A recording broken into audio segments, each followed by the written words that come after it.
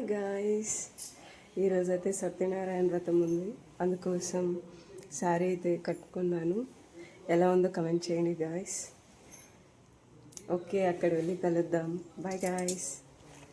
స్వామివారు అయితే వచ్చేసారు, అన్నీ రెడీ చేస్తూ ఉన్నారు. అండ్ కలశం అయితే పెట్టేశారు అండ్ అమ్మవారిలాగా రెడీ చేశారు. అండ్ ఇక్కడైతే పూజ చేస్తూ ఉన్నారు ఇద్దరు కలిసి. అండ్ అక్షింతలు అయితే వేస్తున్నారు కలశంకి. అండ్ నెక్స్ట్ అయితే పసుపు కుంకుమతో పూజ చేస్తూ ఉన్నారు.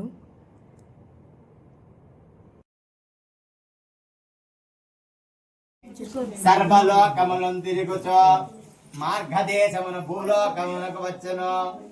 భూలోకమున మానవులు పడుచున్న కష్టములను చూచి వీరులకి కష్టములు ఎట్టు దొరుకునని ఆలోచించుచో విష్ణులోకమునకు పోయిన వాడేను.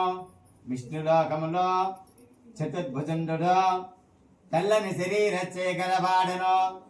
శంఖము చక్రము పద్మము మొదలు అలంకారమైన శ్రీహరిని చూచి ఇట్టు ప్రార్థించిన.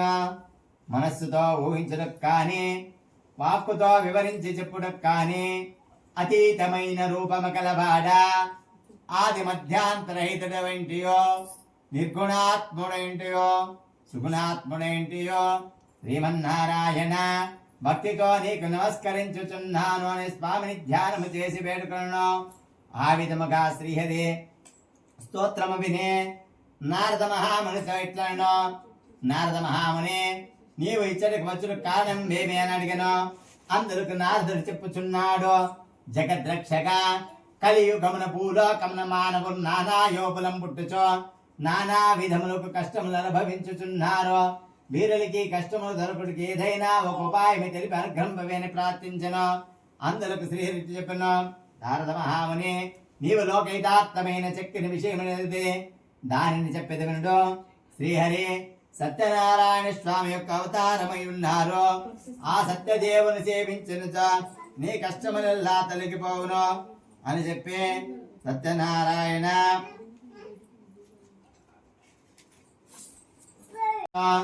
సకలైశ్వర్యము కలుగు చేయను, సంతానము కలుగును, సర్వత్రా జయప్రదముగా ఉండును. ఈ వ్రతమును వైశాఖ మాసమునందు గాని మాఘమాసమునందు గాని కార్తీక మాసమునందు గాని ఒక శుభదినంబు గాని ఆచరించవలెను. వ్రతము చేయవారు బ్రాహ్మణులను బంధువులను పిలుచుకొని వచ్చి చేయవలను. అరటి పండ్లు, ఆవు నెయ్యి, ఆవు పాలు, గోధుమ నూక ఇవన్నీ సమానముగా సేవింపారు చొప్పున చేసి ప్రసాదము తయారు చేసి స్వామినికి నివేదన చేయవలను. వ్రతము చేయవారు ప్రాతకాల నిద్రలేచి కాల సంధ్యానుష్ఠాన్ని ప్రకారం నిర్వర్తించుకొని సుశయ భక్తితో దేవా సత్యనారాయణ ప్రభుని అనుగ్రహం పొందుటకి వ్రతం ఆచరించుచున్నాను అని చెప్పి సంకల్పం చేసి మధ్యాహ్నకాలము కూడా నిత్యకృత్యం నెరవేర్చుకుని సాయంకాలం అనగా రాత్రి ప్రారంభ కాలమున ఇంటికి ఈశాన్య భాగమున గోమహిమతాలికి శుద్ధి చేసి వరిపిండి మొదలుకు 5 రంగుల చూర్ణముతో ముక్కులు పెట్టి దానిపైన బియ్యము పోయవలను. బియ్యం వేసి ఆ నూతన వస్త్రం మీద మరలా కలసం ఉంచవలను. కలసం వెండితో గాని రాగితో గాని సుతుకు ఇత్తడి లేదా మట్టితో గాని చేయవలను. లోపత్వం చేయరాదు. యథాశక్తి ఆచరించబడను. ఆ కలశం మీద మరలా కొత్త వస్త్రం పంచే ఆ నూతన వస్త్రం మీద సత్యనారాయణ ప్రతిమను ఒక్కర్షం బంగారముతో కానీ అర్ధకర్షం బంగారముతో కానీ తొలక పావకర్షం బంగారముతో కానీ చేయించి పంచామృతో అభిషేకము గావించి మండపం నుంచవలను. ముందు విఘ్నేశ్వరు పూజ చేయవలను. తర్వాత లక్ష్మీదేవిని, విష్ణుమూర్తిని, పార్వతిని, పరమేశ్వరుని, సూర్యుడు మొదలుగు నవగ్రహంలో ఇంద్రాది అష్టదిక్పాలము తూర్పు మొదలుగు 8 దిక్కులందు ప్రతిష్ఠించి పూజ చేయవలను. పిదప సత్యనారాయణ స్వామిని కలశం మీద పూజ చేయవలను. వ్రతం చేయవారు బ్రాహ్మణులు బంధువులను పిలుచుకొని వచ్చేవలను. అరటి పండ్లు, నెయ్యి, ఆవు పాలు, గోధుమ నూక, చక్కెర ఇవన్నీ సమానముగా సేవంపాలు చొప్పున ప్రసాదం తయారు చేసి స్వామికి నివేదన చేయవలను. ఆ విధంగా నైవేద్యం జరిపించిన పిమ్మట బ్రాహ్మణునికి యథాశక్తి కథ శ్రద్ధగా వినే బంధువులతోనూ బంధుమిత్రాదులతోనూ కలిపి భోజనం చేయవలను. సత్యనారాయణ స్వామి రీతిగా నృత్య గీతాలు ధరించవలను.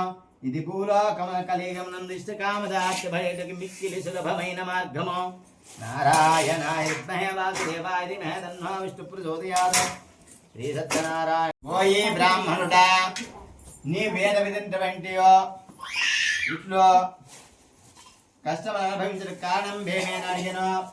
అందులో బ్రహ్మణ్ చెప్తున్నాడు, స్వామి నేనేమి చేసేదను, నా దారిద్రము పోవటకు ఏదైనా ఒక ఉపాయం తెలిపి అనుగ్రహంపని ప్రార్థించను. అందులో వృద్ధ బ్రాహ్మణ రూపంలోని సత్యనారాయణ స్వామి చెప్పుచున్నాడు, ఓ ఈ బ్రాహ్మణుడా, శ్రీహరి సత్యనారాయణ స్వామి యొక్క అవతారమై ఉన్నారు. ఆ సత్యదేవుని సేవించినచో నీ కష్టములెల్లా తొలగిపోవును అని చెప్పి వ్రతము చేయు విధానమును కూడా తెలిపెను. అక్షింతలు ఇచ్చారు అండ్ ఇక్కడైతే హోమంకి రెడీ చేస్తూ ఉన్నారు అండ్ హోమగుండంలో అయితే వేశారు అండ్ మేమైతే లంచ్ చేసి బయలుదేరాం. Okay bye.